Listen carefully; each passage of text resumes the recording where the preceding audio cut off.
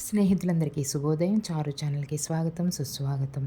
ఇంతకుముందు పాలుతో తయారు చేసిన ఉప్మా షార్ట్ వీడియో పెట్టాను. తయారు చేసే విధానం పెట్టలేదు. ఇప్పుడు పాలతో గోధుమ నూక ఉప్మా ఎలా చేస్తారో వీడియో అండి. ముందుగా కళాయి పెట్టి ఆయిల్ పోసి, ఆయిల్ మరిగిన తర్వాత ఆవాలు, జీలకర్ర, మినపప్పు, శనగపప్పు మన ఇష్టం పోపులన్నీ వేసుకొని వేగిపోయిన తర్వాత టమాటా, ఉల్లిపాయ, పచ్చిమిరపకాయ, అల్లం, కరివేపాకు వేసేసి వేపి ఆ ముక్కలు మగ్గడానికి సరిపడగా ఉప్పు వేసి మగ్గిపోయిన తర్వాత ఒక గ్లాసు నూక తీసుకున్నాం అనుకోండి, గోధుమ నూక, దానికి 2 గ్లాసులు నీళ్ళు, అర గ్లాసు పాలు పోసుకోవాలండి. మన ఇష్టం, పాలు మొత్తం ఎక్కువ ఉన్నాయంటే 2 గ్లాసులన్నర పాలు పోసుకోవచ్చు.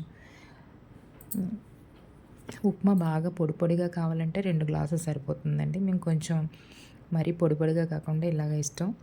2 గ్లాసులు నీళ్ళు, అర గ్లాసు పాలు పోసి బాగా మరిగిన తర్వాత దానికి సరిపడగా మళ్ళీ ఉప్పు వేయాలి. ముక్కలకు సరిపడగా ఉప్పు వేసాం కదా! ఇప్పుడు ఉప్మాకి సరిపడగా ఎసరులో ఉప్పు వేసేసుకొని ఆ పాలు అర గ్లాసు, 2 గ్లాసులు నీళ్ళు పోసి మరిగిన తర్వాత గోధుమ నూక వేసేసి కలుపుకోవడమేనండి. చాలా రుచిగా ఉంటుందండి. మాకు చిన్నప్పుడు ఎక్కువగా ఇంట్లో ఆవులు, గేదెలు ఉండే పాలు ఉంటాయి కదండీ, ఎక్కువ చేసేవాళ్ళు. మీకు కూడా ఈ రెసిపీ తెలిస్తే కామెంట్ చేయండి. Please like, subscribe, share. Please support me. Thank you.